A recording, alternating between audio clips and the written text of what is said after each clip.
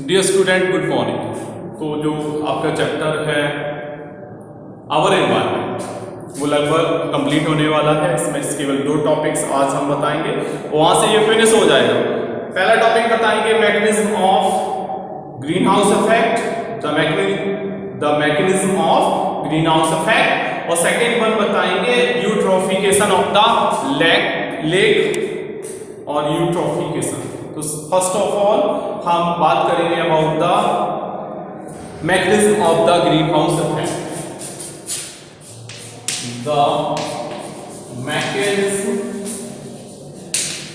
Of green house effect.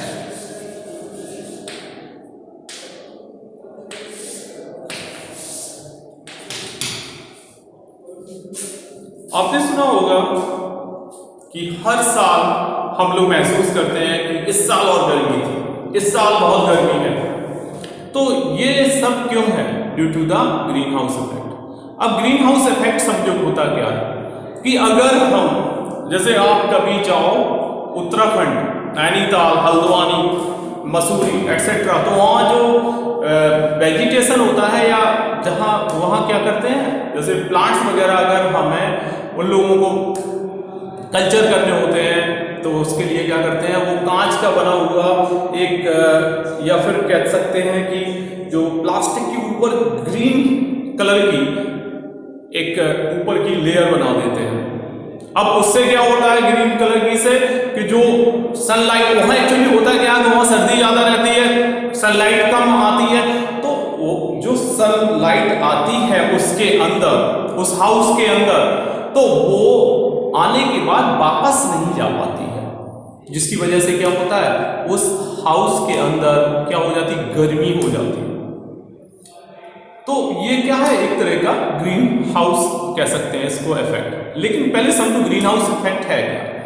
आप देखते हो कि per year day by day deforestation हो रहा है। डिफॉरेस्टेशन का मतलब है कि जो प्लांट्स हैं, जो फॉरेस्ट हैं, उनको धीरे धीरे करके फिनिश किया जा रहा है ह्यूमन जो क्या कहते हैं जरूरतों को पूरा करने के लिए। आप जानते हैं कि प्लांट्स क्या करते हैं, जो एनवायरनमेंट की, जो एटमॉस्फेयर की जो कार्बन डाइऑक्साइड है उसको ले लेते हैं और बदले में क्या देते हैं, बदले में ऑक्सीजन देते हैं।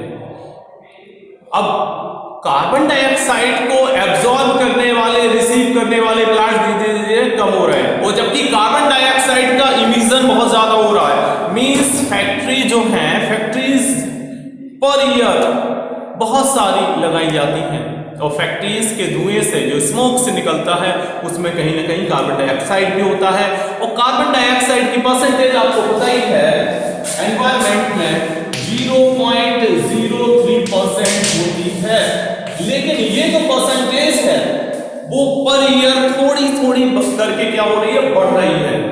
और ये बढ़ने की वजह से जो एटमॉस्फेयर के ऊपर एक ब्लैंकेट जैसा हो जाता है। जैसे कंबल देखा तो कंबल में क्या होता है, बाहर की जो हीट है अंदर नहीं आ पाती, अंदर की बाहर नहीं आ पाती है। तो कंडीशन ये हुई कि जो सन से आने वाली जो हीट है वो लैंड अर्थ पर आती है, लेकिन वो वापस नहीं जा पाती है। और रिजल्ट क्या होता है, रिजल्ट ये होता है कि जो टेम्परेचर है वो अर्थ का धीरे धीरे क्या होता है, ये पूरा का पूरा अर्थ जो है वो गर्म होता चला जा रहा है, जिसको हम कहते हैं ग्रीन हाउस इफेक्ट। अब यहाँ एक चीज समझो, आप लोग जैसे कह रहे हैं वॉइस इज नॉट क्लियर, तो वॉइस क्लियर ना आने का कारण केवल एक है, नेटवर्क। हो सकता है आपके यहाँ नेटवर्क सही नहीं आ रहा हो, इसीलिए हम पर लेक्चर, जैसे ही हमारा लेक्चर खत्म होता है उसके बाद हम एक रिकॉर्डेड वीडियो आपको इसीलिए डाल देते हैं आपके व्हाट्सएप ग्रुप पर, कि अगर जो भी आपको सुनाई नहीं दिया हो वो सब क्लियर कट आपको उसमें सुनाई भी क्लियर देखा और दिखाई भी देगा।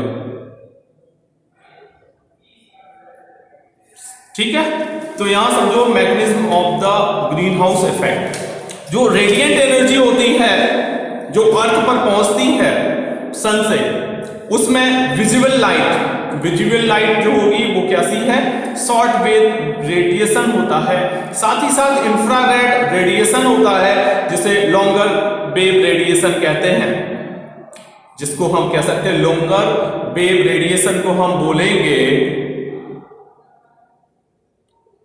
बिल्कुल क्लियर है, थैंक यू सो मच। आवाज सही आ रही है? आप समझो पहले कि हमने ये बताया था जो रेडिएंट एनर्जी सन से अर्थ पर पहुंचती है उसमें इंक्लूड्स होती है विजिबल लाइट। विजिबल लाइट जो होती है वो शॉर्ट वेव लेंथ की होती है, और इंफ्रारेड रेडिएशन होता है वो लॉन्गर वेव रेडिएशन का होता है जो हीट के फॉर्म में होता है। ये जो लॉन्गर वेव रेडिएशन है जो कि गर्म कर देता है सी एज वेल एज लैंड को, ठीक है।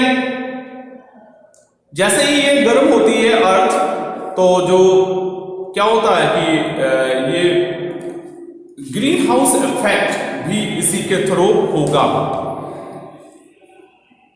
जैसा कि हम अभी एग्जाम्पल बता रहे थे, क्या बता रहे थे कि जो जहां सर्दी पड़ती है ज्यादा वहां काय के बनाए जाते हैं, ग्रीन हाउस बनाए जाते हैं, जिससे कि सनलाइट तो आएगी लेकिन वो वापस नहीं जा पाती है। तो हम बोल सकते हैं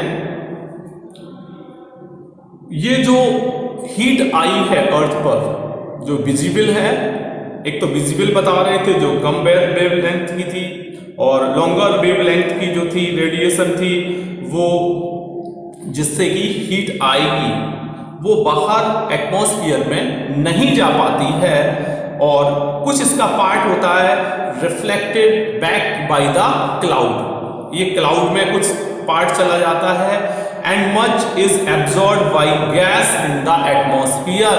जो एटमॉस्फेयर में जो गैसेस प्रेजेंट हैं उनके द्वारा बहुत सारा पार्ट जो होता है वो क्या कर लिया जाता है, एब्जॉर्ब कर लिया जाता है, और जो कि हो जाता है एटमॉस्फेयर वार्म हो जाता है। इस रेस्पेक्ट में देखें तो जो एटमॉस्फेयर इज होता है working like the glass in a green house. वो एटमॉस्फेयर कैसे काम करता है, वो ऐसे ही करता है जैसे कि जो कांच होता है किसी ग्रीन हाउस में होता है। इसी वजह से इस फेनोमेनन को हम बोलते हैं ग्रीन हाउस इफेक्ट। अब प्रॉब्लम क्या क्या है इससे?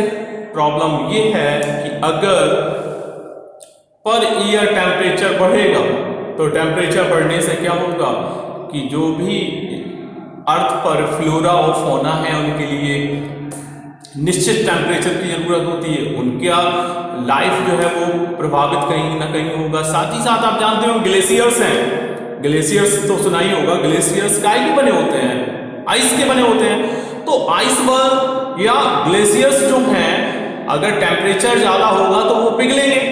जब वो पिघलेंगे तो उनसे जो पानी होगा, उनका पानी होगा वो कहाँ जाएगा, इन द सी, समुद्र में जाएगा। और क्या होगा, जो सी लेवल होगा धीरे धीरे क्या होगा, इंक्रीज कर जाएगा। आपने इटली सुना होगा, इटली में एक उसकी सिटी है वेनिस। वेनिस में कंडीशन ये है कि राइज इन सी लेवल की वजह से वेनिस शहर, जो वेनिस सिटी है उसका 60% तक डूब गया था अभी पिछली बार। और हर साल ये जो है, अब इसमें होता क्या है, ग्रीन हाउस की वजह से क्या हुआ, जो आइस के बने हुए ग्लेशियर्स हैं वो पिघलेंगे, और वो पिघलेंगे तो जो सी लेवल है बढ़ेगा। जब सी लेवल बढ़ेगा जो कोस्टल एरियाज हैं जैसे मुंबई, चेन्नई, या ये तो इंडिया की बात हुई, पूरे वर्ल्ड में कोस्टल एरियाज हैं, तो वो क्या होंगे, वो कहीं ना कहीं वो भी डूब जाएंगे। ठीक है, तो उनके लिए खतरा होगा। तो करना क्या चाहिए ग्रीन हाउस से बचने के लिए? मेन ग्रीन हाउस गैस जो है वो कार्बन डाइऑक्साइड है।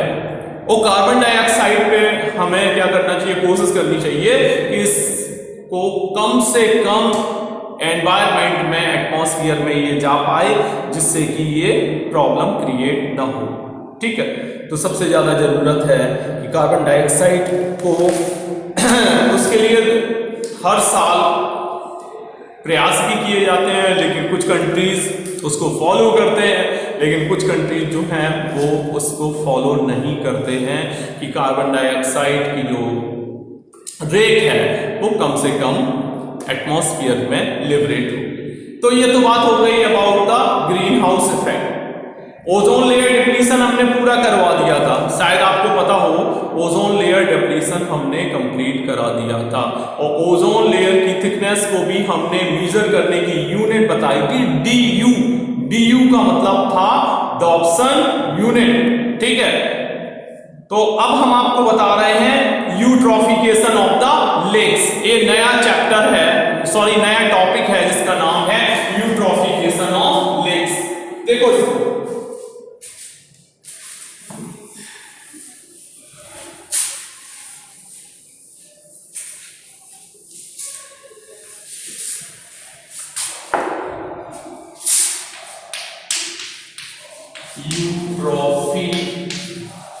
Eutrophication of lakes.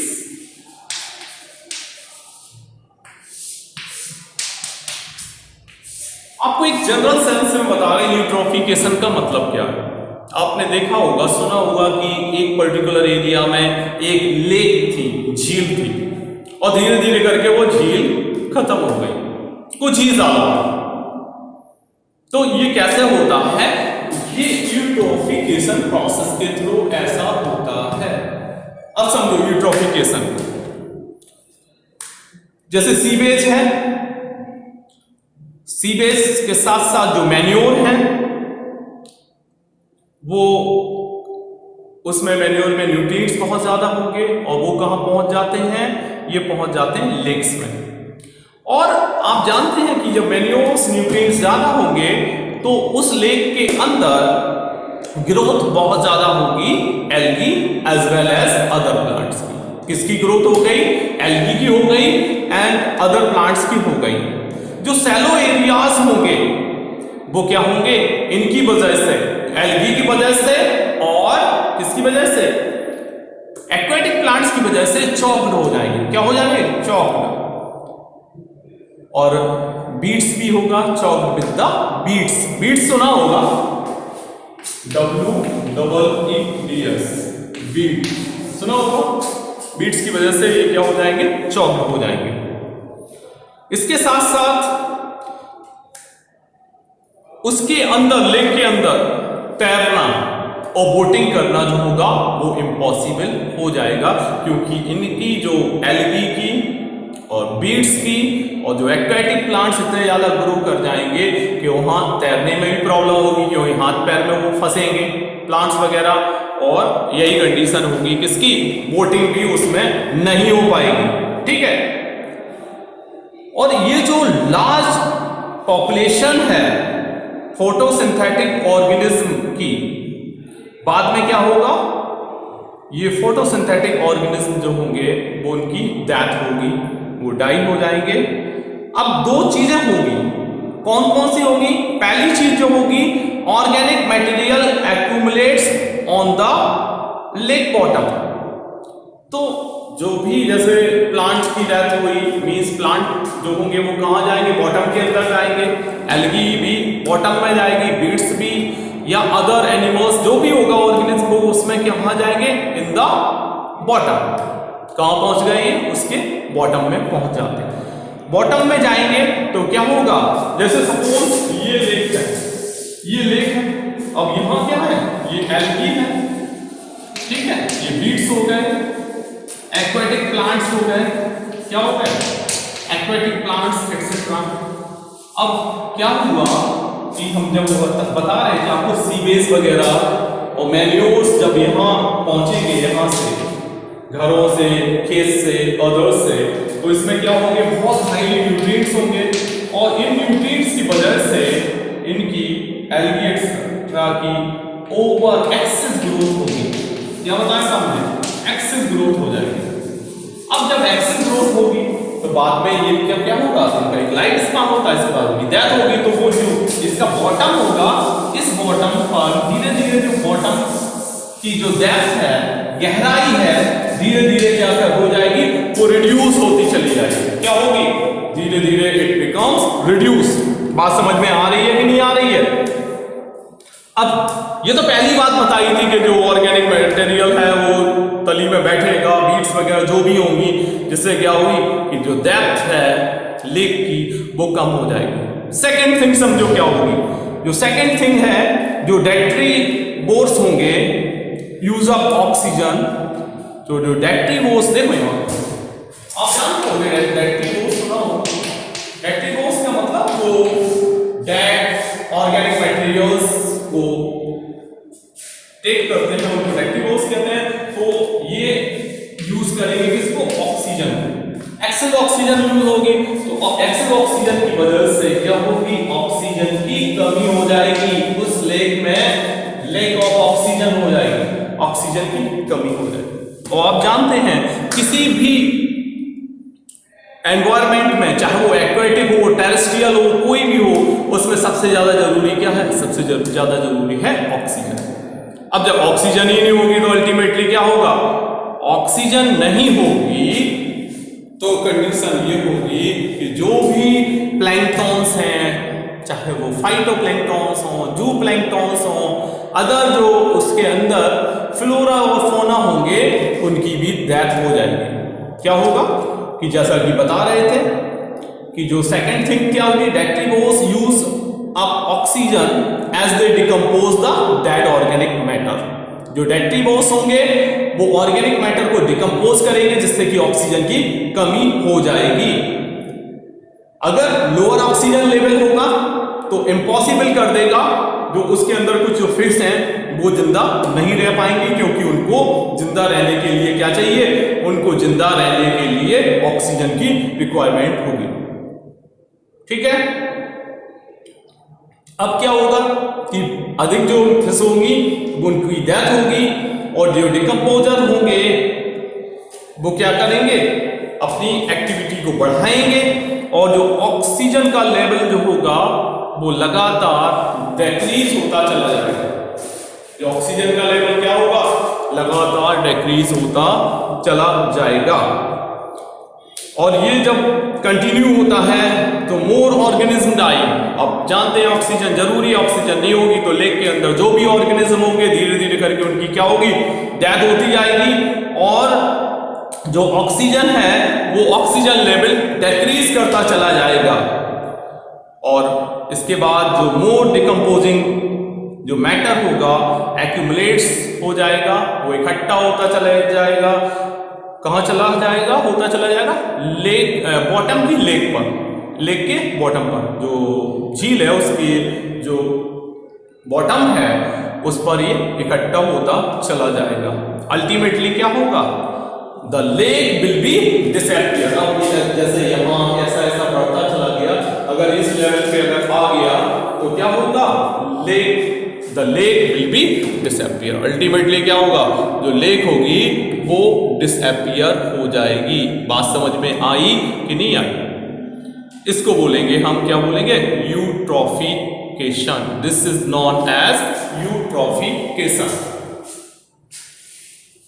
तो इसको हम क्या बोलेंगे? यूट्रॉफिकेशन। तो आज हमने आपको दो चीजें क्लियर कराई, the mechanism of green house effect, first one. Second one क्या बता दिया आपको? सेकेंड वन बताया यूट्रॉफिकेशन ऑफ द लेक। तो इस तरीके से इस चैप्टर जो एनवायरमेंट है वो लगभग आपका कंप्लीट हो गया है। कल हम आपको क्वेश्चन आंसर जो होंगे इससे रिलेटेड, किससे? यहां बेटा लो नहीं, आपके यहां लो हो रहा होगा नेटवर्क, हम आपको रिकॉर्डेड वीडियो डाल देंगे, डोंट वरी। ठीक है, तो कल इसके क्वेश्चन आंसर एनसीईआरटी के और